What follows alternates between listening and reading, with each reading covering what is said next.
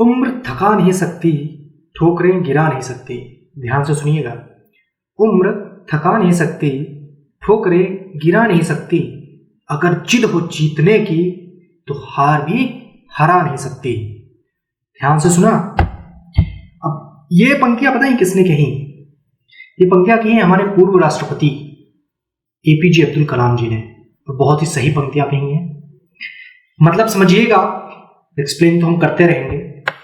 मैं हूं आर्यन और स्वागत है आपका स्टर्लिंग कंपटीशन क्लासेस में। आज हम देखेंगे टॉप 1000 हिस्ट्री क्वेश्चंस का पार्ट 5, जिसमें क्वेश्चन नंबर 201 से लेकर के 250 तक हम करेंगे। ये अपनी 2020 सीरीज है और इसमें हम जल्दी जल्दी क्वेश्चंस देख रहे हैं। ठीक है, तो बिना किसी देरी के हम आज का वीडियो स्टार्ट करते हैं। और हाँ, अगर आप किसी भी एग्जाम की तैयारी कर रहे हैं, यूपीएससी या फिर किसी भी स्टेट पीसीएस की, NDA, AFCAT, CDS, army, navy, air force, bank, SSC, तो ये वीडियो आपके लिए बहुत ही ज़्यादा हेल्पफुल होने वाला है, क्योंकि क्वेश्चन सीधा इसी वीडियो से या फिर इसी टाइप के क्वेश्चन आते हैं। और अगर आप पूरी सीरीज देख लेते हैं तो ये आपको बहुत ज़्यादा हेल्प करने वाले हैं। तो चलिए बिना किसी देरी के स्टार्ट करते हैं। यज्ञ विधान क्रिया किस काल की देन है? तो यज्ञ विधान जो क्रिया है ये आपके उत्तर वैदिक काल की देन है। डिटेल्ड वीडियो हमने ऑलरेडी बना रखा है इस पे, उत्तर वैदिक काल के ऊपर, तो आप जाके वहां पे देखिए। और ये सारे क्वेश्चन आपको बहुत ही इजी लगेंगे जो कि आपके एग्जाम में आने वाले हैं, और आप फटाफट इनको करके आएंगे। 2020 का नाम दिया हुआ है तो 20 मिनट में ही आप करके आएंगे। चलिए अगले क्वेश्चन की तरफ। राजसूय यज्ञ का प्रचलन किस काल में हुआ था? तो राजसूय यज्ञ का प्रचलन ये भी उत्तर वैदिक काल में हुआ था। अगला क्वेश्चन, किस यज्ञ में अग्नि को पशु बल दी जाती थी? बहुत ही अच्छा क्वेश्चन है, ये अक्सर पूछा जाता है। तो अग्निष्टोम यज्ञ में पशु बलि दी जाती है, इसको याद रखिएगा। बढ़ते हैं अगले क्वेश्चन की तरफ। किस काल में सर्वप्रथम गोत्र एवं आश्रम व्यवस्था का उल्लेख हुआ है? तो अगेन उत्तर वैदिक काल में। तो उत्तर वैदिक काल में 3 चीजें हमने देख ली अभी तक। एक तो यज्ञ विधान हो गया, गोत्र एवं आश्रम व्यवस्था हो गया, और राजसूय यज्ञ का प्रचलन किस काल में हुआ? राजसूय यज्ञ का प्रचलन हमने राजसूय यज्ञ से रिलेटेड जो जानकारी है हमने ऑलरेडी एक डिटेल्ड वीडियो में कवर कर रखी है। ठीक है, तो बढ़ते हैं अगले क्वेश्चन की तरफ। आश्रम व्यवस्था की स्थापना किस काल में हुई थी? ये अगला एक अच्छा क्वेश्चन है। हालांकि हमने देख लिया है कि गोत्र एवं आश्रम व्यवस्था का उल्लेख कहाँ पे हुआ है, बट ये फिर भी एक रिवीजन के लिए कि आश्रम व्यवस्था की स्थापना किस काल में हुई? तो उत्तर वैदिक काल में। चौथा आश्रम संन्यास आश्रम, ठीक है, किस काल में स्थापित किया गया है? तो ये महाजनपद काल में स्थापित किया गया। इससे पहले के जो 3 आश्रम हैं वो ऋग्वैदिक काल और उत्तर वैदिक काल में स्थापित हो चुके थे। ऋषि ऋण से क्या तात्पर्य है आपका? देख लेते हैं इसको। ग्रंथों के अध्ययन से, इसका मतलब ये हुआ कि ऋग्वैदिक काल में और उत्तर वैदिक काल में जो संतानें होती थी उनको 3 तरह के, जो मनुष्य होते थे हम कह सकते हैं, उनको 3 तरह के ऋणों से मुक्ति पानी होती थी, जिसमें से एक ऋण होता था ऋषि ऋण। तो ऋषि ऋण का तात्पर्य होता है अगर आप ग्रंथों का अध्ययन करते हैं, आप ज्ञान को अर्जित करते हैं, तो आपने ऋषि और मुनियों के ऊपर जो ऋण है वो आपने उतार दिया। अगला है पितृ ऋण से क्या तात्पर्य है? तो पितृ ऋण से तात्पर्य है पुत्र प्राप्ति से। अगर आप संतान, जैसे हम देखते हैं कि संतान हमारे दादा हुए, बाबा हुए, फिर उसके बाद हमारे पिताजी हुए, हम लोग हुए, अब हमारे जो आगे संतानें आएंगी, तो संतान उत्पत्ति, पुत्र प्राप्ति से तात्पर्य है यहाँ पे पितृ ऋण का। देव ऋण से क्या तात्पर्य है? यज्ञ कराना। अगर आपने अपने जीवन काल में एक बार यज्ञ करा दिया तो इसका मतलब ये हुआ कि आपने देवों का, जो भगवानों का ऋण आपके ऊपर चढ़ा हुआ है, वो आपने उतार दिया। बढ़ते हैं अगले क्वेश्चन की तरफ। आर्यों ने प्रशासनिक इकाई को कितने भागों में बांटा था? अगर आपने डिटेल्ड वीडियो देख रखे हैं तो ये आपको बिल्कुल पता होगा, फिर भी हम यहाँ पे दोहराते हैं कि आर्यों ने प्रशासनिक इकाई को टोटल 5 भागों में बांट रखा था। कौन कौन सी थी वो इकाइयां? कुल, ग्राम, विष, जन तथा राष्ट्र। इसमें कुल जो थी वो सबसे छोटी इकाई थी, ठीक है, जिसको परिवार भी कह सकते हैं। बढ़ते हैं अगले क्वेश्चन की तरफ। धर्मशास्त्रों में भू राजस्व की दरें क्या थी उस समय? ये ऋग्वैदिक काल की बात हो रही है। धर्मशास्त्रों में जो भू राजस्व की दरें थी वो 1/6 हुआ करती थी। 800 ईसा पूर्व से लेकर के 600 ईसा पूर्व का काल किस युग से जुड़ा हुआ है? तो ये ब्राह्मण युग से जुड़ा हुआ है। न्याय दर्शन को किसने रचित किया था? न्याय दर्शन को गौतमी ने लिखा हुआ था। ये अक्सर पूछा जाता है, रिपीटेड क्वेश्चन है, अक्सर पूछा जाता है कि न्याय दर्शन की रचना किसने की थी? सॉरी, किसने लिखा नहीं था, किसने प्रचारित किया था? उपनिषद पुस्तकें किससे संबंधित हैं? तो उपनिषद जो हैं वो दर्शन से संबंधित हैं। अगला क्वेश्चन, उपनिषद काल के राजा अश्वपति किसके शासक थे? तो वो केकाय के शासक थे। अगला क्वेश्चन, आध्यात्म ज्ञान के विषय में नचिकेता और यम का संवाद किस उपनिषद में प्राप्त होता है? तो ये हमें कठोपनिषद में प्राप्त होता है। ये भी एक रिपीटेड क्वेश्चन है, इसको भी याद कर लीजिए। मोस्टली जितने भी क्वेश्चन है ये कहीं ना कहीं पूछे गए हुए हैं, इसीलिए सारे लिखे गए हैं। ठीक है, तो आध्यात्म ज्ञान के विषय में नचिकेता और यम का जो संवाद है वो हमें कठोपनिषद में प्राप्त होता है। वैदिक नदी कुभा यानी काबुल का स्थान कहाँ निर्धारित है? मतलब ये कहाँ पे स्थित है? तो ये आज के अफगानिस्तान में स्थित है। तो कपिल मुनि द्वारा प्रतिपादित दार्शनिक प्रणाली कौन सी थी? ये आपको पक्का पता होना चाहिए, तो सांख्य दर्शन में। अगला क्वेश्चन, भारत के किस स्थल की खुदाई से लौह धातु के प्रचलन के प्राचीनतम प्रमाण मिले हैं हमें? तो ये हमें अतरंजी खेड़ा से प्राप्त होते हैं। ये भी एक रिपीटेड क्वेश्चन है, अतरंजी खेड़ा, ये नाम याद कर लीजिए। वैसे भी अलग सही दिखता है ये अतरंजी खेड़ा। अतरंजी खेड़ा से कहाँ के हमें यूज के साक्ष्य मिले हुए? तो लौह धातु के। कर्म का सिद्धांत किससे संबंधित है? तो कर्म का सिद्धांत मीमांसा से संबंधित है। अगला क्वेश्चन, चरक संहिता किस विषय से संबंधित है? तो चरक संहिता चिकित्सा से संबंधित है। वैदिक युग में जो प्रचलित लोकप्रिय शासन प्रणाली थी वो कौन सी थी? तो गणतंत्र। उस समय जो न्याय प्रणाली थी वो गणतंत्र न्याय प्रणाली थी, जैसे आजकल लोकतंत्र प्रणाली है। अगला क्वेश्चन, निम्नलिखित में से कौन भारतीय दर्शन की आरंभिक विचारधारा है? तो सांख्य जो है वो भारतीय दर्शन शास्त्र की आरंभिक विचारधारा मानी जाती है। अगला, सांख्य, योग के न्याय, वैशेषिक, मीमांसा एवं वेदांत, इन 6 भिन्न भारतीय दर्शनों की स्पष्ट रूप से अभिव्यक्ति किस युग में हुई? ठीक है, क्वेश्चन एक बार फिर से पढ़ लीजिए। सांख्य, योग, न्याय, वैशेषिक, मीमांसा एवं वेदांत, ये 6 भारतीय दर्शन है, तो इनकी स्पष्ट रूप से अभिव्यक्ति किस काल में हुई है? तो ये वैदिक काल में हुई है। ठीक है, तो इसको याद कर लीजिएगा, ये भी एक रिपीटेड क्वेश्चन है। बढ़ते हैं अगले क्वेश्चन की तरफ। अब सेनिया किसे कहा जाता था? सेनिया ही पढ़िएगा, सोनिया मत पढ़िएगा। ठीक है, तो सेनिया बिंबिसार का दूसरा नाम है और उसे सेनिया भी कहा जाता था। क्यों कहा जाता था ये आपको डिटेल वीडियो में देखना पड़ेगा। तो जाइए और देखिए और अपने ज्ञान को मजबूत करिए और एग्जाम में 100% क्वेश्चन करके आइए। बढ़ते हैं अगले क्वेश्चन की तरफ। ऋग्वेद में किन 6 मंडलों को वंश मंडल या गोत्र मंडल कहा गया? बहुत ही अच्छा क्वेश्चन है। ठीक है, तो दूसरे और 7वें मंडल, मतलब दूसरे मंडल से लेकर के 7वें मंडल के बीच के जो भी मंडल है 2, 3, 4, 5, 6, 7, ये सारे मंडलों को वंश मंडल या गोत्र मंडल कहा गया है। अगला क्वेश्चन, आर्यों के प्रमुख देवता और प्रिय पशु कौन से थे? तो आर्यों के प्रमुख देवता इंद्र थे और प्रिय पशु घोड़ा था। ठीक है, अगला क्वेश्चन, सभा और समिति प्रजापति की 2 पुत्रियां थी, ऐसा उल्लेख हमें किस वेद में देखने को मिलता है? तो ऐसा जो उल्लेख मिला है हमें ये अथर्ववेद के अंतर्गत हमें मिलता है। अगला क्वेश्चन, अनुलोम विवाह का क्या तात्पर्य है? बहुत सारे लोगों की आंखें खुल गई होंगी।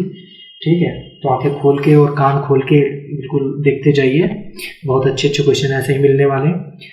अनुलोम विवाह, ये भी क्वेश्चन जो है रिपीटेड क्वेश्चन है और कई बार एग्जाम में पूछा गया कि अनुलोम विवाह, प्रतिलोम विवाह, विवाह के कई प्रकार होते हैं, तो वो हमने डिटेल में वीडियो में कवर कर रखा है, उसको जाकर देखिए। यहाँ पे हम सिर्फ अनुलोम विवाह ही डिस्कस करेंगे। तो अनुलोम विवाह का क्या तात्पर्य है? जब उच्च वर्ण का पुरुष एक निम्न वर्ण की नारी के साथ विवाह करता है तो ऐसा विवाह अनुलोम विवाह कहलाता है।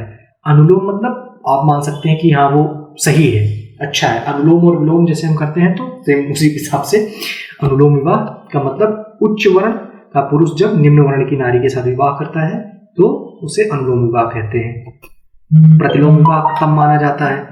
आप इसको समझ सकते हैं आसानी से। चलिए फिर भी आंसर बताते हैं। प्रतिलोम विवाह कब माना जाता है? जब उच्च वर्ण की नारी निम्न वर्ण के पुरुष के साथ में शादी करती है, विवाह कर लेती है, तो उसे प्रतिलोम विवाह कहा जाता है। मतलब जब जो गर्ल है, नारी है, वो उच्च वर्ण की है और जो पुरुष है वो निम्न वर्ण का है, तो ऐसे विवाह को प्रतिलोम विवाह कहा जाता है। अगला क्वेश्चन, वैदिक युग में यम किसे कहा जाता था? ठीक है, तो ये बहुत सारे इसमें कंफ्यूजिंग आंसर आने वाले हैं, ऑप्शन आएंगे आपके एग्जाम में, बट आपको एग्जैक्ट जो आंसर लिखना है वो ये लिखना है। तो यो का मतलब जो होता था, यो जो यो जो, ऐसे याद कर लीजिए इसको। अगला क्वेश्चन, व्रीहि शब्द किस चीज के लिए प्रयुक्त हुआ है? वैदिक काल में व्रीहि शब्द जो हुआ है वो चावल के लिए प्रयुक्त हुआ है। जो के लिए और व्रीहि चावल के लिए प्रयुक्त हुआ है। अथर्व का क्या अर्थ है? अथर्ववेद है, उसी चीज का मतलब है कि अथर्व का क्या मतलब है? अथर्व का मतलब है पवित्र जादू और टोना। ठीक है, पवित्र जादू। तो अथर्ववेद से रिलेटेड हमने बहुत सारे फैक्ट्स डिस्कस किए हुए हैं। अथर्ववेद क्या है और सारे उससे रिलेटेड जितने भी पॉइंट्स हैं हमने चारों वेदों से रिलेटेड, ऋग्वेद, सामवेद, यजुर्वेद और अथर्ववेद, उनसे रिलेटेड जितने भी पॉइंट्स हैं हमने ऑलरेडी डिटेल वीडियो में कवर कर रखे हैं। आप वहां पर जाइए, देखिए। हम बढ़ते हैं अगले क्वेश्चन की तरफ। निम्न में से कौन सी स्मृति प्राचीनतम है? बहुत ही अच्छा क्वेश्चन है, अक्सर आता रहता है, और मनुस्मृति, और ये आपको याद भी होना चाहिए। बेसिक क्वेश्चन है बट आता रहता है एग्जाम में। आदि कवि की संज्ञा किससे दी जाती है? सॉरी, आदि काव्य की रचना किससे दी जाती है? तो हमारे पीर रामायण को दी जाती है। प्राचीनतम पुराण कौन सा है? तो प्राचीनतम पुराण मत्स्य पुराण है। ये भी एक रिपीटेड क्वेश्चन है। लास्ट के 2 क्वेश्चन जो हमने 3 क्वेश्चन भी डिस्कस किए हैं, ये तीनों की रिपीटेड क्वेश्चन है, तो इनको जरूर याद कर लीजिएगा। वीडियो को बैक करके भी देख सकते हैं आप। वैदिक समाज की आधारभूत इकाई क्या थी? तो कुल थी। ये हमने अभी बताया भी है कि आर्य जो थे उन्होंने शासन व्यवस्था को 5 भागों में डिवाइड कर रखा था। ठीक है, जिसमें से कुल जो थी वो बेसिक इकाई थी। ऋग्वैदिक काल के उस सबसे प्रधान देवता का नाम लिखें जिसकी स्तुति में 250 सूक्तों की रचना की गई है। तो वो देवता है इंद्र। क्यों? क्योंकि इंद्र सबसे प्रिय देवता थे उस समय। इससे भी आइडिया आप लगा सकते हैं। किस रचना में नारी को सुरा और पासा के साथ 3 प्रमुख बुराइयों में शामिल किया गया है? क्वेश्चन थोड़ा सा ट्रिकी है, फिर से पढ़िए। किस रचना में नारी को सुरा और पासा के साथ 3 प्रमुख बुराइयों में शामिल किया गया है? तो ऐसा मैत्रायणी संहिता में लिखा गया है। ठीक है, अगले क्वेश्चन की तरफ बढ़ते हैं। संस्कारों की कुल संख्या कितनी है? घर में बोलते नहीं तुम्हारे अंदर बिल्कुल संस्कार नहीं है, ये वो वाले संस्कारों की बात नहीं की जा रही है। यहाँ पे जब इंसान, कोई बच्चा पैदा होता है और इंसान की उसकी मृत्यु तक बीच में जितने भी संस्कार होते हैं उनकी बात की जा रही है। तो टोटल 16 संस्कार होते हैं। अब डिटेल में अगर आपको जानना है 16 संस्कार कौन कौन से होते हैं, उनमें क्या होता है, तो वो सब हमने डिटेल्ड में वीडियो में कवर कर रखा है, जाइए और देखिए। अगला क्वेश्चन, हरियाणा प्रांत में चित्रित धूसर मृदभांड स्थल किस स्थान पर हाल ही में प्राप्त किए गए हैं? ठीक है, तो ऐसा भगवानपुर नामक जगह है। तो ये आपका ये आ सकता है कि भगवानपुर कहाँ पे स्थित है, पहली बात तो, और वहां से हमें क्या मिला है? तो चित्रित धूसर मृदभांड मिले। अगला क्वेश्चन, प्राचीनतम विवाह संस्करण का वर्णन करने वाला विवाह सूक्त किसमें पाया जाता है? देखो, ये क्वेश्चन थोड़ा सा घुमा के है, बट ये डायरेक्ट क्वेश्चन ऐसा भी आ सकता है कि विवाह सूक्त कहाँ पर पाया जाता है, या किससे विवाह सूत्र किससे संबंधित है, या फिर ऐसे भी आ सकता है कि प्राचीनतम विवाह संस्कार का वर्णन करने वाला विवाह सूक्त किसमें पाया जाता है? तो ऋग्वेद में पाया जाता है। या फिर एक क्वेश्चन और इस तरीके से बन सकता है कि विवाह सूत्र किससे संबंधित है? तो ऋग्वेद से है संबंधित। अगला क्वेश्चन, ऋग्वेद में अघन्य शब्द का प्रयोग किसके लिए किया गया है? तो ऋग्वेद में अघन्य शब्द का प्रयोग गाय के लिए किया गया है। अगला क्वेश्चन, कौन मूलतः जल या समुद्र का देवता था? तो ऋग्वैदिक काल में जल या समुद्र का देवता कौन था? वरुण थे। ठीक है, यहां पर आप इंद्र लगाकर नहीं आना क्योंकि इंद्र पुरंदर थे। ठीक है, अगला क्वेश्चन, 3 पगों में 3 लोगों को नाप लेने के कारण किसे उपक्रम कहा गया है? तो भगवान विष्णु को उपक्रम कहा गया है। इनसे रिलेटेड एक स्टोरी भी है जो कि आप लोगों ने पक्का देखी होगी। अगर आप लोग रामायण, महाभारत और विष्णु पुराण वगैरह देखते हैं तो देखी होगी बचपन में, तो पक्का आपको पता होगा। अगला क्वेश्चन, मनुस्मृति मुख्यतः किससे संबंधित है? तो मनुस्मृति समाज व्यवस्था से संबंधित है। ये एक अच्छा क्वेश्चन है और इंपॉर्टेंट क्वेश्चन भी है, रिपीटेड क्वेश्चन भी है। ठीक है, जो कि बार बार पूछा जाता है। अगला क्वेश्चन, गायत्री मंत्र की रचना किसने की थी? ये एक अच्छा क्वेश्चन आया है। गायत्री मंत्र की रचना विश्वामित्र जी ने की थी। अगला क्वेश्चन, आर्यों के आर्गटिक होम सिद्धांत का पक्ष किसने लिया था? सॉरी, लिया नहीं था, किसने दिया था? तो आर्कटिक होम का जो सिद्धांत है वो बीजी तिलक जी ने दिया था। अगला क्वेश्चन, पूर्व वैदिक आर्यों का धर्म क्या था? ठीक है, तो उनका जो धर्म था वो मुख्यतः प्रकृति की पूजा करना और यज्ञ करना था। जो पूर्व वैदिक आर्य थे वो 2 चीजें करते थे पूजा पाठ के नाम पर। एक तो प्रकृति की पूजा करते थे और अगला हवन और यज्ञ आदि करते थे। क्वेश्चन नंबर 250, आज का आखिरी क्वेश्चन, पतंजलि कौन थे? तो पतंजलि जो थे वो पाणिनि के संस्कृत व्याकरण का एक टीकाकार थे। ठीक है, वो संस्कृत पाणिनि ने एक पुस्तक लिखी हुई है, उस पुस्तक का क्या नाम है? अष्टाध्यायी। तो पतंजलि कौन थे? पतंजलि पाणिनि के साथ में ही एक टीकाकार थे। तो ये आज हमारे यहाँ पे 5वां पार्ट खत्म होता है और हमने 250 क्वेश्चन कर लिए हैं। ये सारे क्वेश्चन बहुत इंपॉर्टेंट हैं, जो कि आपको एग्जाम में कहीं ना कहीं आपका इनसे सामना होने ही वाला है। टोटल 20 पार्ट आने वाले हैं, 1000 क्वेश्चन हम कवर करने वाले हैं सिर्फ एंशिएंट हिस्ट्री के। तो आप समझ सकते हैं कि कोई भी क्वेश्चन बचने वाला नहीं है। आप सारे वीडियो देख लेते हैं तो आप 100% क्वेश्चन करके आने ही वाले हैं। ठीक है, तो इसी के साथ में हम आज का वीडियो खत्म करना चाहते हैं, लेकिन एक बार ये जरूर बताना चाहूँगा कि वीडियो को देखें कैसे। आप वीडियो को कम से कम 2 से 3 बार जरूर देखें। अगर मेरा कहना माने तो 3 बार अवश्य देखें। एक बार आपने देख लिया, अगली बार वीडियो अगर आपके पास समय कम है तो 1.5x पर देखें, बट देखें जरूर, क्योंकि रेपिटेशन से क्या होता है कि वीडियो हमारे दिमाग में या जो चीज़ हम बोलते हैं, देखते हैं, सुनते हैं, वो हमारे मन में परमानेंट अपना एक स्वरूप ले लेती है। ठीक है, तो वीडियो को 2 से 3 बार जरूर देखें, जिससे क्या है कि आप एग्जाम में जब भी वो क्वेश्चन देखेंगे तो आपको पक्का याद हो जाएगा और आप उसका आंसर 100% करके आएंगे। तो चलिए, इसी के साथ में फिट रहिए, हेल्दी रहिए और ख़त्म करते हैं आज की क्लास। चैनल को सब्सक्राइब और लाइक कर दीजिएगा अगर आपको अच्छा लग रहा है तो फिर इसी के साथ कहते हैं बाय बाय, मिलते हैं अगली क्लास में। जय हिंद, जय भारत।